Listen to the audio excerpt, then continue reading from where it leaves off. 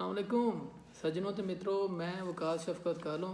ਤੇ ਅਸਲਾਮ ਵਾਲੇਕਮ ਭਰਾਵੋ ਵੀਰੋ ਮੇਰਾ ਨਾਮ ਅਬਦੁਲ ਕਰੀਮ ਗਿੱਲ ਤੇ ਮੈਂ ਪੇਸ਼ੇ ਦੇ ਇਤਬਾਰ ਦੇ ਨਾਲ ਮਾਲੀਕੂਲਰ ਬਾਇਓਲੋਜਿਸਟ ਬਾਇਓਟੈਕਨੋਲੋਜੀ 'ਚ ਮੇਰਾ ਐਮਫਿਲ ਆ ਤੇ ਅੱਜ ਅਸੀਂ ਤੁਹਾਡੇ ਨਾਲ ਸਾਂਝਾ ਕਰਾਂਗੇ ਕਰੋਨਾ ਵਾਇਰਸ ਕਿੱਦਾਂ ਲੱਗਾ ਔਰ ਇਹਨੇ ਸਾਡੇ ਇਨਸਾਨੀਅਤ ਨੂੰ ਪੂਰੀ ਦੁਨੀਆ ਨੂੰ ਕਿੱਦਾਂ ਹਿਲਾ ਕੇ ਰੱਖ ਦਿੱਤਾ। ਸਾਡੀ ਗੱਲ ਸਾਰਿਆਂ ਵਾਸਤੇ ਹੈ ਲੇਕਿਨ ਅਸੀਂ ਪੰਜਾਬੀ ਵਿੱਚ ਕਰਨ ਦਾ ਮਕਸਦ ਇਹ ਹੈ ਕਿ ਅਸੀਂ ਆਪਣੇ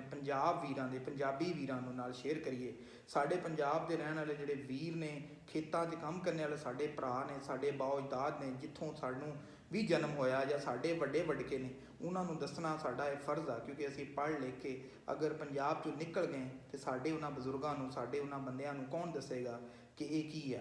ਅਸੀਂ ਇਹਨੂੰ ਨਿਮਟਣ ਵਾਸਤੇ ਬਹੁਤ ਸਾਰੇ ਮਸਾਇਲ ਦਾ ਸ਼ਿਕਾਰ ਹੋ ਚੁੱਕੇ ਹਾਂ। ਅਸੀਂ ਇਹਨੂੰ ਦੇਖਦੇ ਹੋਏ ਅਸੀਂ ਇਹ ਤਹਈਆ ਕੀਤਾ ਕਿ ਮੈਂ ਵਕਾਸ ਸ਼ਫਕਤ ਕਾਲੋਂ ਤੇ ਅਬਦੁਲ ਕਰੀਮ ਗਿੱਲ ਤਾਂ ਕਿ ਅਸੀਂ ਤੁਹਾਡੇ ਨਾਲ ਸ਼ੇਅਰ ਕਰੀਏ ਕਿ ਇਹ ਕੀ ਮਸਾਇਲ ਨੇ ਔਰ ਇਹਨਾਂ ਨੂੰ ਕਿੱਦਾਂ ਹੱਲ ਕਰਨਾ ਹੈ। ਵਕਾਸ